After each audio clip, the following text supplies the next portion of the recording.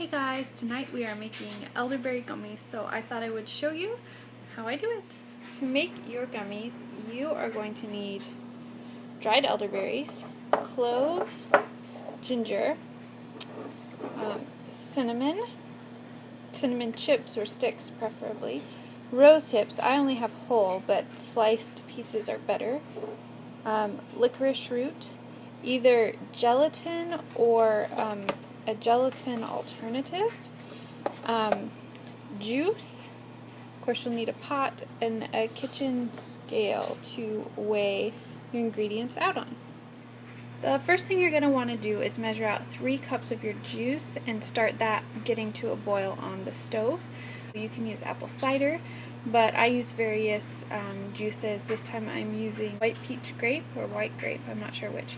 And while that is getting hot, measure out your herbs, and I will show you that. The reason you want to weigh your herbs instead of measure your herbs is that herbs will come cut very, very, very differently, and if you have huge, like a huge cinnamon stick, for example, versus these small cinnamon chunks, the stick is going to measure differently than the flakes will. And for example, I've got whole rose hips here, and if you have slices, they're going to measure very differently. But if you're using weight, you're going to get a more even and accurate measurement all the way across. So you're going to start with your elderberries, and you're going to want 60 grams of elderberries. And I've got mine all measured out here. The elderberries are on the bottom. That's going to be the bulk of what you have is your elderberries. And elderberries are you should look up Sambucus and the studies on fighting and preventing cold and flu and making the duration shorter. It is just amazing. So that's going to be your first ingredient. And then your second will be rose hips, which taste really yummy, but they're a little bit tart, but they're loaded with vitamin C. So that's going to help kick whatever you've got. And in my recipe I used 30 grams of rose hips.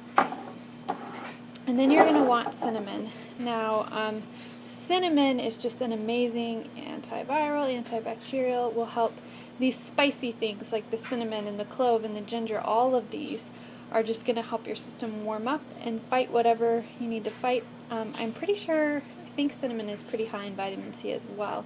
So all of these things are just going to help you kick whatever, give your immune system a boost and help you kick whatever you need to kick.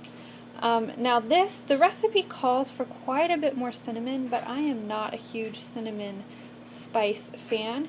So I cut this down in my recipe to make it more kid-friendly, but definitely feel free to add more.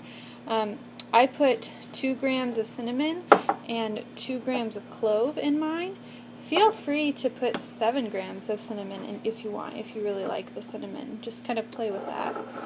And then as far as the ginger, that's really, really strong because this is dry ginger. If you use fresh ginger, you can use a little bit more, but I only use half a gram of ginger because it is so strong. And then there is licorice root. Licorice root is also another really good antiviral, and it's just amazing. You don't want to use licorice root in large quantities, so I would not up this amount at all. But it's perfectly fine for this quantity that we're using here, and also it's going to add a little bit of a sweetness to the gummies as well. So those are your herbs, and this is what they look like once I have them all measured out. So now what I'm going to do is I'm going to check and see if my water is boiling yet, which it's not. So as soon as that comes to a boil, I am just going to dump all of these in and simmer for 20 minutes with the lid on. So once it starts simmering, I'll show you what that looks like. Okay, I have my herbs in here simmering. Their thing's a little too hot, so I'm trying to just keep it at a simmer. And I said that you would want it covered. You only want it partially covered because you do want some of the steam to kind of cook out, but not all of it. So my pot's really hard to crack. But you'll want to keep it, this is about ideal amount open, but you'll just want to let it simmer for 20 minutes. Now that my elderberry tea mixture has been simmering for 20 minutes, I just have a bowl with a colander And this is just one of Samuel's old t-shirts. It's stained from everything I've done, but it's clean. And you can use a cheesecloth or anything, and I've just laid it in here. And I have the colander setting on my bowl. And I am just going to strain this into here. Okay, we'll do this without getting too hot. And once it's there, I'm just going to try to squeeze as much of that juice out as possible. And then I'm going to measure it.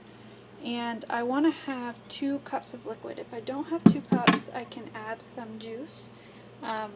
But then what I'm going to do is I'm going to put half a cup in the fridge and let it cool while I add the gelatin to the rest and mix it up. So I'm going to get this all strained and measured out and cool what needs to cool, and then I will be back. Okay, this step will really vary by... I'm working on other things, can you tell? But this step will really vary by what gelling substance you use. And as you can see here, I ended up with just a little bit more than 2 cups total. So I'm just compensating for that by adding a little bit extra of my gelling mix. And so the recipe calls for 3 tablespoons of gelatin. And so you would use either 3 tablespoons of gelatin here or whatever substitute you're using. And in this case, for what I'm using, I start with it hot, and then I'll add this, and then I'll add the half cup of cold that I reserved. And then once I've got it all mixed in really well, it's hard to show you with one hand, then I am going to put mine into these molds. You can use any kind of molds or ice cube trays that you want. Silicone works the best. These are a little bit challenging to get out of because they're not entirely silicone, but this is what I have. And what I do when I measure them off is I have this 2 teaspoon measure, which is about a serving size, which is perfect for us. So I measure 2 teaspoons in each one, and then when I pop them out, they're just easy to know what I'm getting and how to go. But you don't have to do that, but that's just what I do. And so I am going to add this to here and mix it up really well. And then I'm going to add my cold, and then I will dole it all out and show you what it looks like. Okay, so this is what they look like in the pan, as you can, or the trays, I guess, as you can see. I am a very messy aim. Yeah. But that's okay, this will come off really easily once it chills. And there was some extra, there's usually some extra, so I just put it in here and then I'll just kind of cut that up. But between this I have 42 servings and then this. So as a preventative, we will give each person in the family one of these once a day, and if they're sick they get more. But that gives you kind of an idea of how long this will last.